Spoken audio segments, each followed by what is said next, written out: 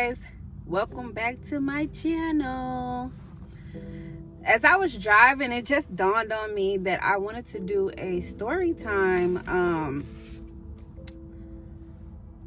about losing my mom. I know that Christmas is the most beautiful time of the year. Just this time of the year in general, Christmas to New Year's, Thanksgiving is filled of love and family and loved ones, and it's just such, a beautiful time. Even with all the lights and all the things around, just a beautiful time of the year. But I thought that I would come here and share a story with you guys, because I know that also in this season it's very tough for a lot of people who's lost ones that are very, very close to them, that they love and adore so much, that Christmas and the holidays don't feel the same without those loved ones anymore to them, and it gets tough around this season. It's not always all joy, so yeah, I wanted to come on here and just tell my story about me losing my mother, and not only just losing her, but losing her on Christmas Eve, which today would actually mark 12 years later. So yeah, I'm gonna go ahead and get into the story or whatever.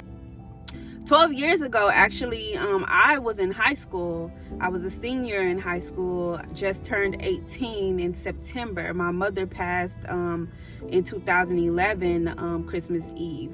I graduated in the year of 2012, in that May.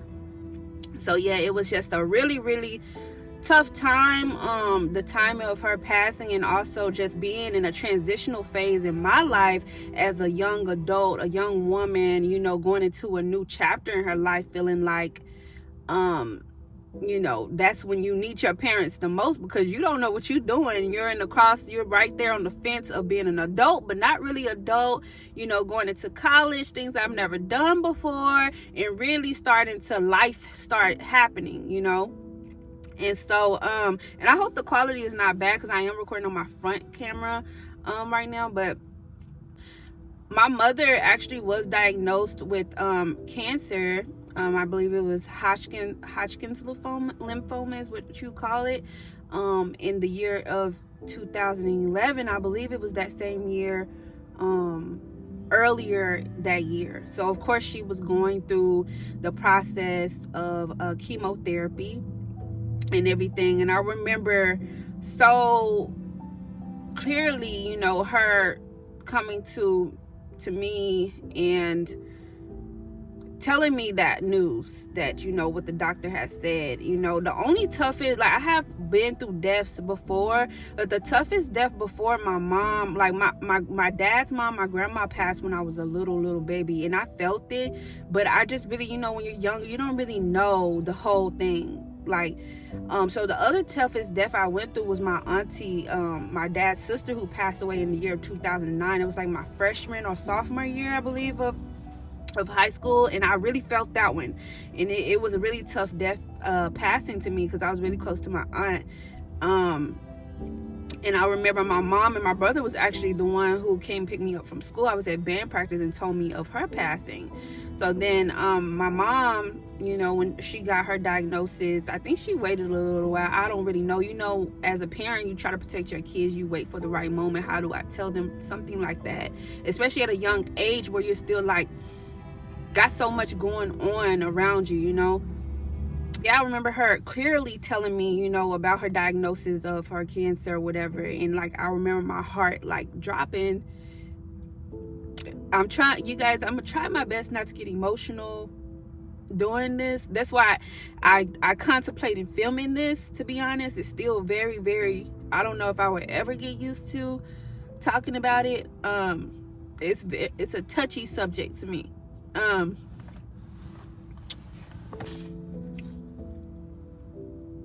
Remember her telling me of the diagnosis and everything, and I remember how it made me feel.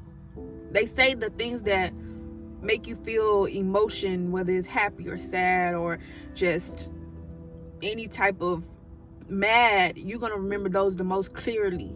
And I remember clearly, you know, my heart kind of like dropping to the floor, you know, because to us, when you hear that, even though people do have fighting chances and a lot of people survive, but it's one of those things where you just never know.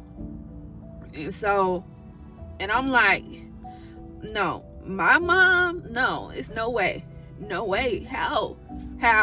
Because she's been fine. I never seen a sign of anything. I never seen a sign of any like pain or anything. She never complained about anything. So it didn't make sense to me. But time went on, you know, we accepted it, and she went through her chemotherapy and everything. And I remember staying at the house, and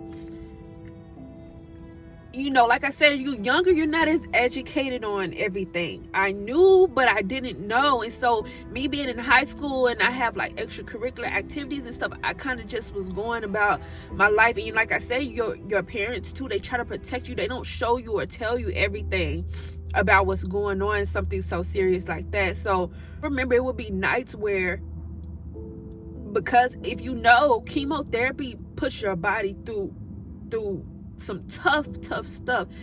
It's painful. You get sick, physically sick, throwing up and stuff like that. And I remember that, you know, watching her hair fall out. I remember like it would be nights where she would be weeping. I remember it would be nights where she would be like weeping, crying, and so sick, just throwing up all night. I could hear her from my room. I didn't know what to do. I didn't know how to help,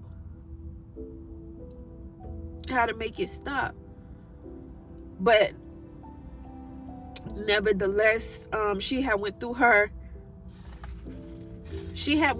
final chemo rounds or whatever, and the cancer actually had ended up being gone. But if you know too that when you go through chemotherapy, it does something to your immune system, or cancer in general, but especially chemo, it weakens your immune system. So the immune system is obviously the system that in your body that fights off infections, fight off diseases, fight off sicknesses. So if your immune system is weakened, then you're more prone to be attacked by a sickness or something like that. So I basically, my second home was my auntie's house, my cousin them house. So I was over there all the time. I practically lived with them. So I remember at the time that we took her to the hospital. She was feeling sick. She wasn't feeling well or whatever. And so they found out that she had the pneumonia. Again, the cancer at this point was not there. She was done with her chemo. She had got the pneumonia, was in the hospital. I don't know, honestly, you guys, I don't know the whole thing. I don't know if this is the whole story. I never even wanted to fully ask, to be honest, my dad or anything, but I do know that she had pneumonia. And so I was still in school. I wasn't out yet. This is around, of course, you guys know, around the holiday season. So eventually we would get out of school, right, for the holidays. So I remember like being in school and she was still in the hospital for days and days. And I'm like, just a pneumonia? Why is she in there? Like, pneumonia can get serious though. But she was aware and awoke at the time and everything. Because when she got rushed to the hospital, she said she couldn't breathe. Her chest was tight and things like that. You know how the pneumonia makes you feel, like a really, really bad cold or something like that. And so I remember like being in school though, and me just thinking like, why is she at the hospital so long? It had started to go into 2 weeks, and of course, I'm getting ready for graduation soon and like stuff like that in the coming months anyway. But this semester is wrapping up. I remember talking to my mom on the phone. I was in speech class and I just called her, or she called me, I don't know. And she was still trying to get us gifts for Christmas from the hospital. That's how my mom was. Really, really a great mom. I can only aspire to be even close to what she was, but she's still from the hospital trying to see what she's gonna get us from Christmas and stuff. And I remember asking her like, Mama, are you okay? And she told me, she said, don't worry about me, I'm gonna be all right. And that was kind of like the last conversation where I really just remember speaking to her. And so from there, going into Christmas break, I was at my auntie's house. I practically was staying there for the break. And I remember Christmas Eve came around, and I had went to the hospital a few times, and I know that they had said that my mom saying that like her kidneys had started to fail, and she had went into ICU. And I'm with my cousins and them, you know, they're trying to cheer me up and like make like we're trying not to think about it too much and everything. And then I remember somebody gave my aunt a call, and she said they told her to get me up there to the hospital. And everybody know those are not good calls that you want to hear. I remember going up to the hospital after that, and I seen the look on my dad's face and my grandma, and I knew it wasn't good. And then I see my mom, and she was in ICU. She wasn't breathing on her own, all the machines plugged to her, and I could just see her chest just keep pumping and releasing, like back and forth. You know, if you ever had a loved one on ICU and the machines, they're basically doing the pumping, their whole body moves with the machines. And that was it. She was that by the end of that night, she was gone. My dad had to make a call because it had been a while that she actually was hooked to the machines, and my dad had to make the call. So yeah, he made the call, and you know, and that's the story. You know, I lost my mom on Christmas Eve, and I remember going back home for the first time after she passed. I went back home with my dad because I had came from my aunt's house, and I remember so clearly how quiet and empty the house felt. It was like I was in a house of ghosts. That's how it truly felt. It was so quiet. It just, like, I could hear nothing outside. It was so quiet. It felt so cold and quiet and just empty.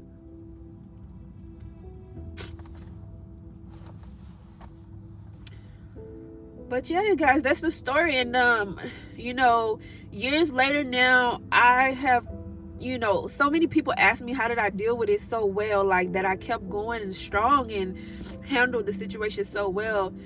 It was nobody but God. Nobody but God.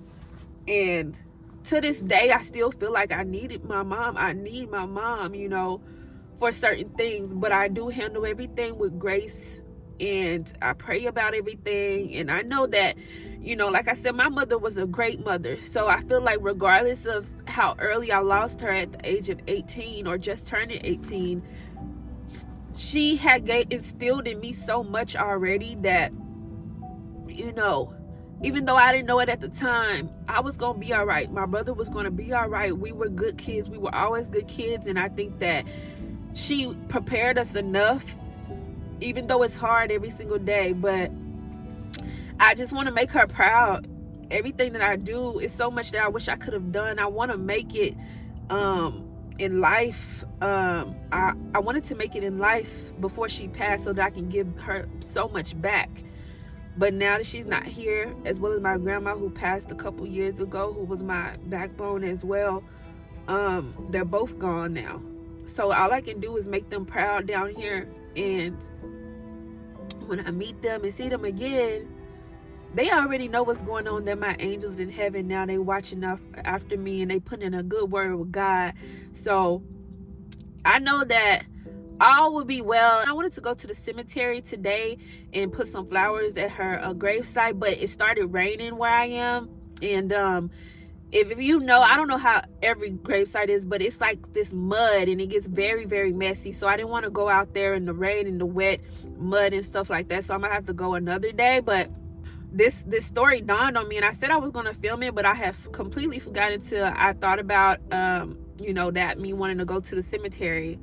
But if you are someone who has also lost someone, I know that it's tough, I know it's hard, but you got to keep going and stay strong and be joyful about it, because they're in heaven somewhere dancing with the Lord, and they want you to be happy. We only have a short amount of time, each and every one of us here on this earth, so we got to make the best of what's happening. We can't be sad and grieving every day the people that we love, because soon enough, you never know when it's our time to be called home, you know. So just stay strong, you guys, and happy holidays. Thank you so much for tuning into this video. Make sure to like, comment, and subscribe. If you can relate, drop your stories in the comments. I want to hear, I want to interact with you guys. And yeah, happy holidays, Merry Christmas, Happy Hanukkah, whatever God you guys are celebrating. Happy holidays, and soon to be New Year. Oh my gosh, are you guys ready for 2024? Let's go in with a bang. Bye.